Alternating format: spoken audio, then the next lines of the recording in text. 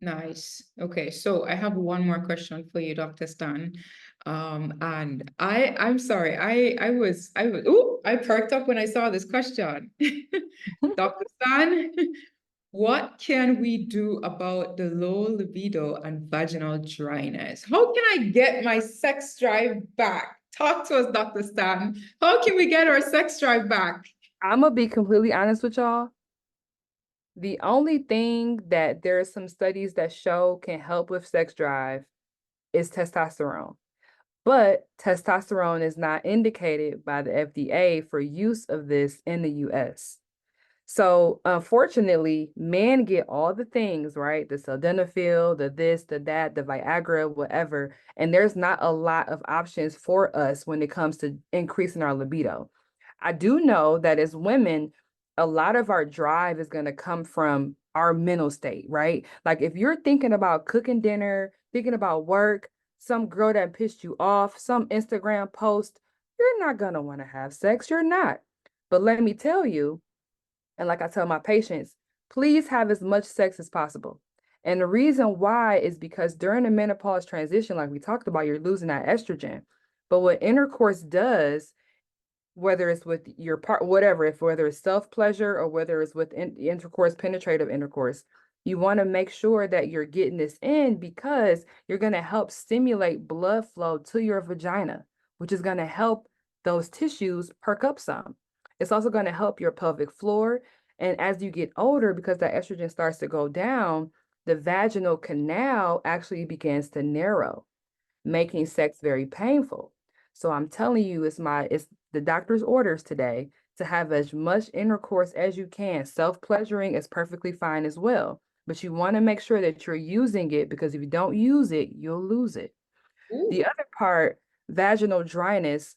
So I like this question too because it helps me to frame this out for you. So in the beginning parts of menopause, we get the hot flashes, we get the night sweats, we get the anxiety, we get all that. Magically, that starts to normalize itself and it doesn't happen as much, but it does happen more in us though. Then when you're in your about your 65s to 70s, around that age time, you start to get the vaginal issues or genital urinary symptoms that we describe as docs. So the genital urinary symptoms are the vaginal dryness. The vagina tissues actually start to thin, become very paper thin, making sex uncomfortable. You also don't produce a lot of lubrication, causing it to be uncomfortable as well.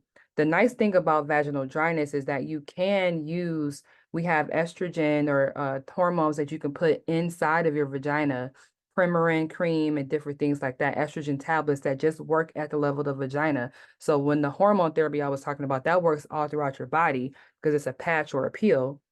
But the vaginal treatments that we use just work at the level of the vagina. So you don't have that absorption throughout your whole entire body. And that honestly is one of the most effective treatments.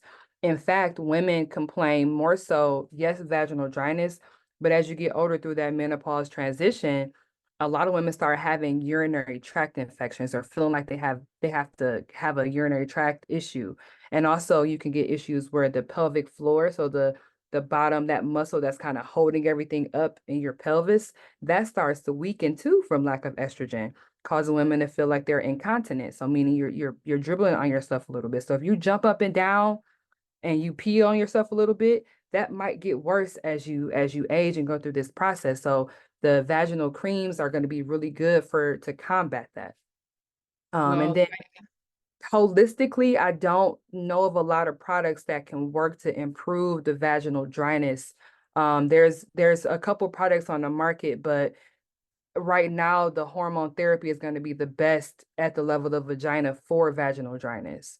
I will also suggest if you don't want to go that route, there's also just regular lubrication. I think making sure you're comfortable enough with your partner to say, "Hey, we need to use some lubrication." There's nothing wrong with saying that because what starts to happen is you have sex and you try to force it and not use lubrication. You set yourself up for things like yeast infections because of that extra friction without any lubrication. So make sure you feel comfortable. You should feel comfortable. If you don't feel comfortable, get a new partner. That's the first thing. So lubrication is going to be key for that as well. Wow, I see this is what we wanted to talk about, Dr. Stan. Have you seen the chat? Yes, Doc, I hear you loud and clear. I love this advice. Listen, I think everybody, we're gonna want you to get out your prescription pad, right? And just write up doctor's orders, everything that you just said about the whole sex drive, so that we Yeah. can all make that slip. Yeah. So send it to us. We'll Someone look up. put in there about coconut oil. The reason I didn't mention that is because I've had a lot of women have adverse bacterial vaginosis from the coconut oil. So that's why I that is something that's out there in the literature, but it sometimes you do one thing, it causes a new problem. So just be careful with that as well. Okay.